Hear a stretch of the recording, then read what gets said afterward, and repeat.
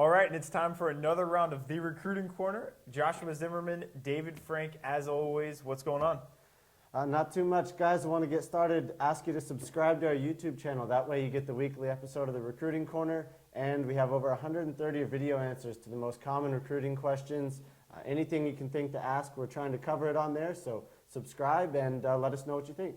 Definitely. I think we do a great job at addressing the questions you guys have, so definitely pay attention and we'll help you out. So I know we have a lot to get through. I know our starting topic is going to deal with high schools and live streaming. Yeah, hearing from Coach Thurman again. He's giving advice on how to email college coaches. We're going to introduce you guys to Yuba City Hoops.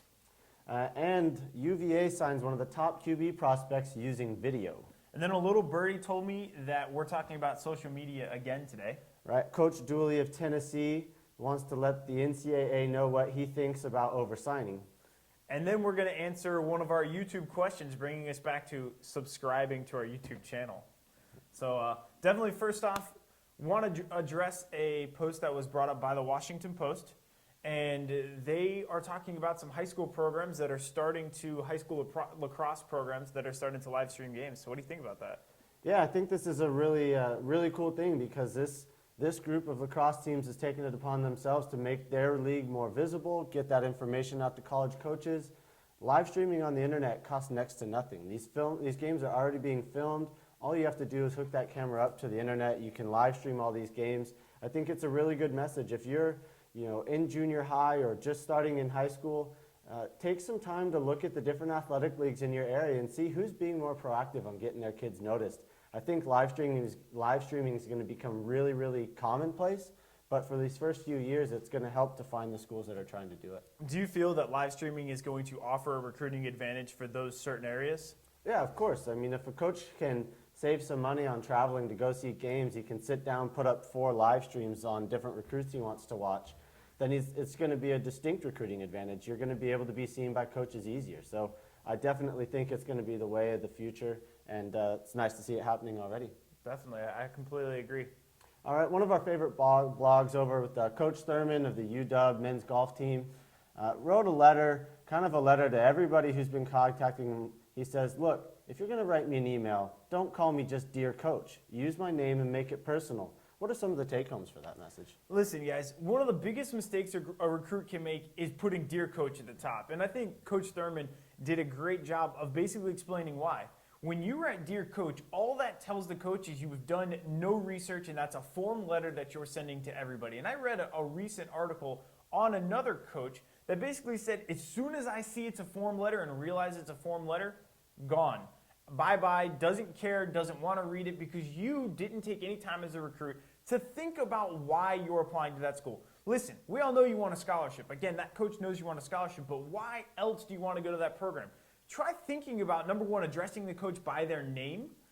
Try thinking about why you want to go to that school. Is it the academics that are drawing you to that program? Is it the location? Is it because your family, went there as well? It's a family alma mater. Whatever it is, make it personalized, and it's going to stick a lot better. That's right. I mean, these coaches, they're evaluating hundreds of recruits a year, and they're making the effort to be personal and communicate with these kids. They're asking you, in the 25 to 50 coaches you should be talking to, take the time to be personal back. That's how these coaches weed through the hundreds of kids that they're talking to. Definitely. So next up, guys, Yuba City Hoops. And Ryan Brighter Domain wrote an article that basically talked about the advantages that Yuba City Hoops has had towards not only winning in junior college hoops, but towards recruiting as well. Yeah, so this is Yuba City Community College. It's up in Northern California. And basically, this coach has created a recruiting pipeline from his community college to D1 programs all over the country.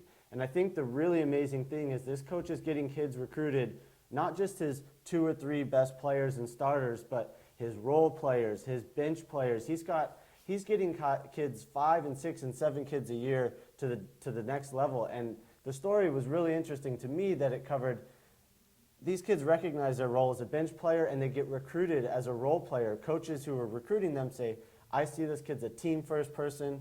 I want him on my team because I know he's going to come in and do whatever it takes to get my team to the next level. Definitely. One of the highlights of that article for me was when he was talking about one of the bench players. One of his bench players was one of the best players coming out of his area.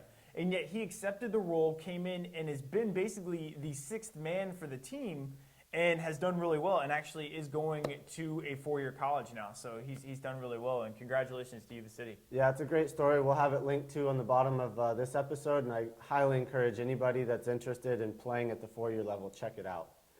Next story coming from AJC.com. Love that blog and love that site, by the way. UVA signed one of the top QB prospects using video. The coach made a video for the recruit to see. He would sit down with his parents and watch it. And I think it's some really, really great take-home messages. What do you got? First off, guys, you can follow AGC at recruitingAGC, so you can follow them on Twitter. Secondly, getting to the story, listen, the cool thing that I found in this post was, number one, Virginia coach Mike London recognized a couple things. Number one, he realized that this quarterback, recruit Grayson Lambert, was a top recruited quarterback. Nick Saban was going after this kid, and I'll be honest with you, Nick Saban does not lose very many recruiting battles. The cool part with the way that Mike London approached this was he realized when Grayson was going to be on campus, Mike London wasn't going to be there. So he did create a video. And creating a video in the NCAA is sort of wishy-washy. You have to make it completely available to the public. But what he did was he realized the relationship that he had built with Grayson over a period of them talking. And so he built a personalized, tailored video towards that person. Now, the cool thing to me was he realized that Grayson's interested in academics. He realized what all the important aspects of college were going to be to him, and he pitched towards those aspects.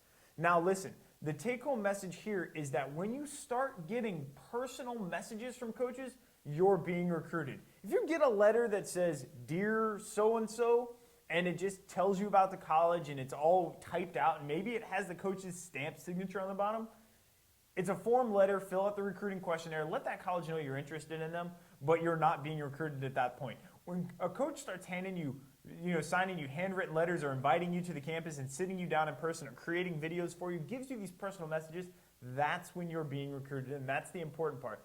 The fun part for me is when I'm trying to sell myself to a school in the beginning, but once I'm starting to get recruited, you're going to notice that role reversal. And that coach is going to start selling him and his university or her and her university to you. That's exactly what Grayson Lambert experienced in this situation. Yeah, I think there's a lot of parallels in this story to the way Tim Tebow was recruited by Urban Meyer at the University of Florida. Urban Meyer did a great job of tailoring the message and understanding what it is that Tim Tebow wanted to hear.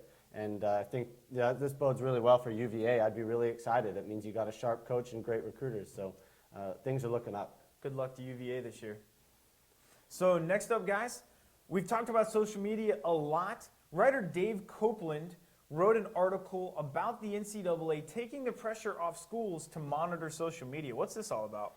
Yes, I think this story is a little bit misleading for the average reader. It makes it sound like the NCAA isn't requiring schools to monitor social media. I know we've talked a lot about that in the past and talked about it at Vanderbilt in specifics, that their job is to monitor social media and make sure that kids aren't violating recruiting rules. And this article says that the NCAA isn't mandating that you monitor for social media, but you can still get in trouble for what is said on social media by your athletes. So they are indirectly requiring you to monitor. It's legal jargon on the NCAA, meaning they can absolve themselves of any liability for violation of rights for student athletes and that sort of thing. Very typical NCAA. The facts are your social media is going to be monitored officially, unofficially, or during the recruiting process. So keep it clean and follow best practices as an athlete using social media. I have nothing to add. David, you said it perfectly.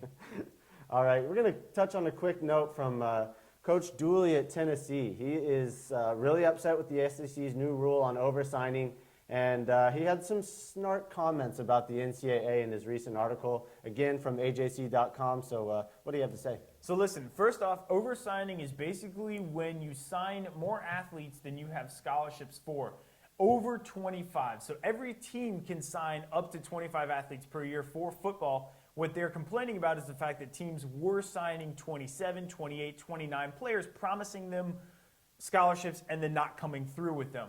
The problem is, yes, in the beginning, that does look a little, morally questionable. It's a little unethical to promise a kid a scholarship that you don't necessarily have. But if you play the numbers, every football team doesn't get the 25 scholarship players they're looking for every year. So by asking 29 and maybe getting 24, you're still covering your losses there. The only time you miss out is when you actually sign your allotment. The interesting thing here with oversigning is they're not supposed to be doing it, but yet if they're not signing 25 scholarship players, they're actually still oversigning because it gets really interesting with the jargon that surrounds it. I don't understand it. I think that a lot of athletes are going to lose out now because of, as Coach Derek Dooley said, you have injuries, you have gray shirt opportunities and stuff for kids that want to go to the school that now won't have an opportunity because a coach isn't going to take a risk. They can't oversign anymore. Right. I think Coach Dooley said it perfectly. We're still oversigning. So just because a school can sign 25 kids in a year, it doesn't mean they have 25 scholarships. If they only have 18 and they get 25 kids signed, those kids could still not end up with scholarships. They either have to come in at the half year, go a year to prep school, go to junior college. So it's a very short-sighted rule by the NCAA again, and I think it's not the last we'll hear of oversigning, and I'm sure it'll be touched up, and we'll add a couple more pages to the rule book on this one. So next up, guys, our YouTube question. Again, we're promoting our YouTube this episode. Evan wrote into us on our YouTube, which you can do as well. He wanted to know, because he got some advice from his mom, and his mom told him, now Evan's a freshman, and he gave us a great freshman highlight film, by the way, but Evan's a freshman, and he said that his mom told him that he cannot contact coaches right now, and he has to wait till his junior year. What's this about? Right, so I think, Evan, what your mom's understanding is when colleges can begin communicating with athletes about recruiting specific material, and that is a junior year. So coaches can't send recruiting specific material until a junior year, but they can send letters about their school, admissions packets, and that sort of thing to athletes whenever they want. And as an athlete, you're allowed to contact schools whenever you want to. You can call a coach, email a coach, set up a time to go visit them. And it's really, really important as a freshman or sophomore, if you want to play top-level football like it looks like you do, you really need to start contacting coaches at that time, finding the right camps to go to this summer, next summer, and definitely the summer after your junior year. Definitely. Evan, you definitely want to look at towards those unofficial visits, as David mentioned, and look at camps too. But make sure you're giving the coaches your information before you go to that camp as well. Send them that film. It's a good film. Yeah, and also thanks for subscribing to our YouTube channel. Evan is subscribed, and we're subscribed to him, so we're going to get to see all his highlight videos when he sends them our way. Fantastic. So any big plans? It's March Madness. Just be watching basketball and hoping that my bracket doesn't go bust in the first round games. How about you? I'm thinking the same. And this weekend is St. Patty's Day, so everyone out there have a safe St. Patty's Day. Stay off the roads. Thanks, guys. All right, guys. At JSimmy67, at Athnet, at David R. Frank. Have a great one.